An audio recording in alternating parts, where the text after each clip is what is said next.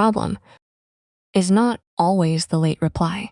Sometimes, the real problem is that the bedroom has quietly become a waiting room, a phone on the pillow, a screen lighting up in the dark, a person checking the same chat again, even when nothing has changed. From the outside, it may look like they are asking too many questions. Are you busy? Are you upset? I do something wrong. But inside, they may not be trying to control love. They may be trying to find one small sign that they have not been forgotten, and that is the part many people misunderstand. For someone with anxious attachment tendencies, love can feel warm and unsafe at the same time. When the other person is present, they feel calm. When the other person becomes quiet, even for a normal reason, their mind may begin building a story before the facts arrive. A late reply becomes a warning. A shorter sentence becomes rejection. A quiet evening becomes proof that something is ending. It does not mean those thoughts are true. It means the nervous system may be reacting faster than the situation.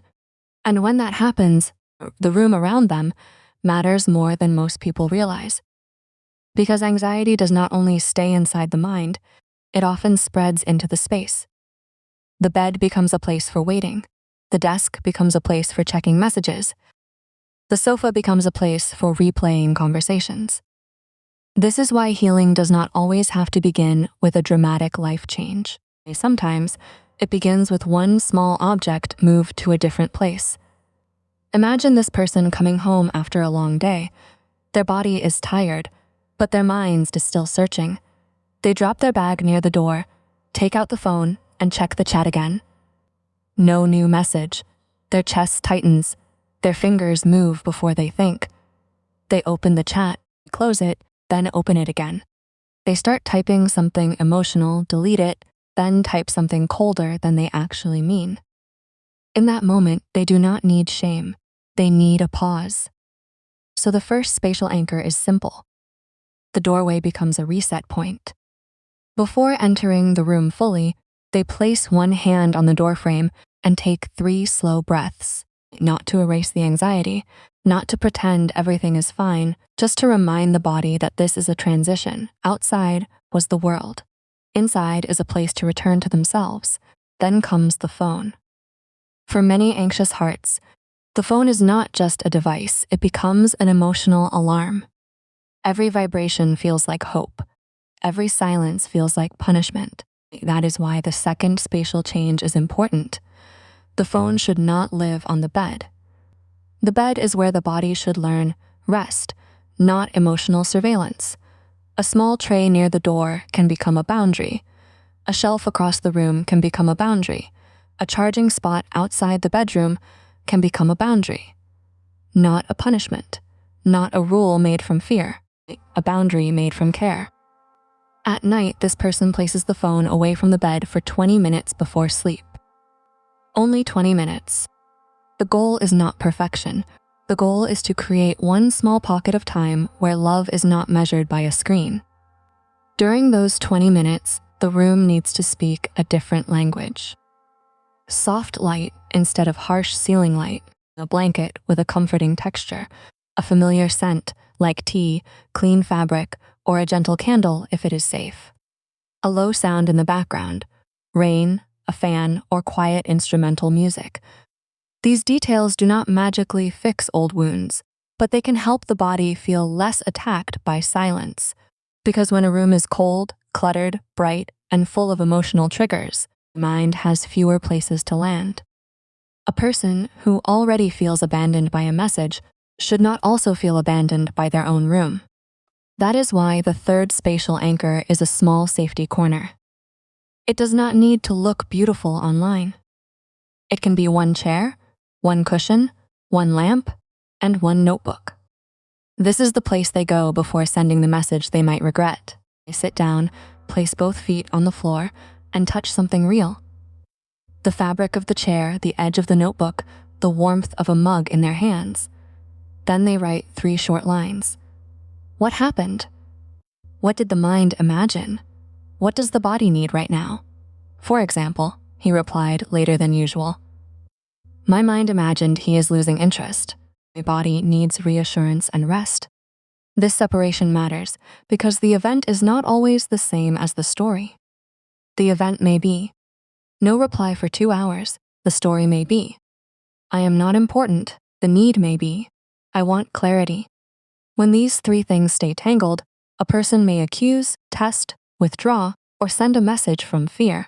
But when they are written down, even briefly, there is a little more space between the feeling and the reaction, and in that space, a different choice can appear.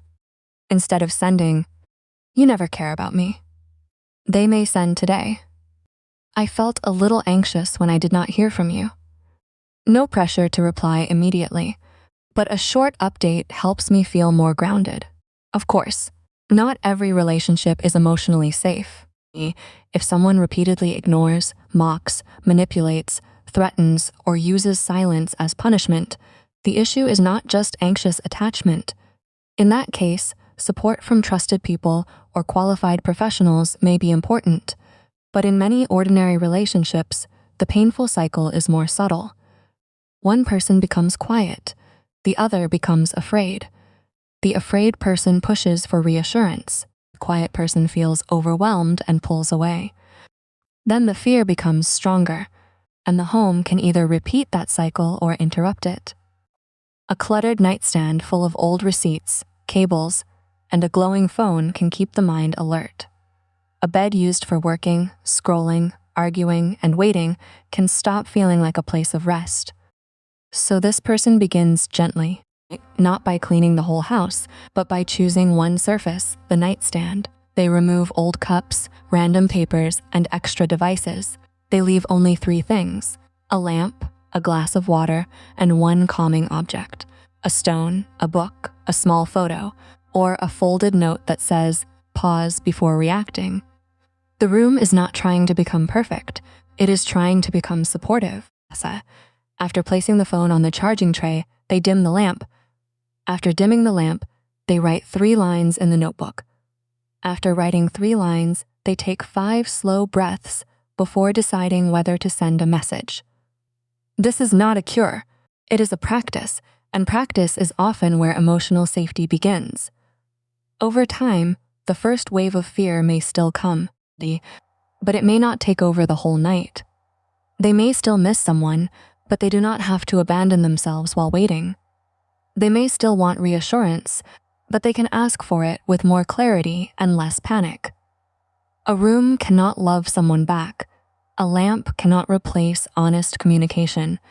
A notebook cannot heal every old wound. But a carefully arranged space can reduce the number of moments where fear becomes automatic. For the anxious heart, healing may not begin with becoming someone else. It may begin with a doorway, a lamp, a notebook, and a phone placed away from the bed. Small things repeated gently until the room stops feeling like a place to panic and slowly becomes a place where the heart can learn to stay.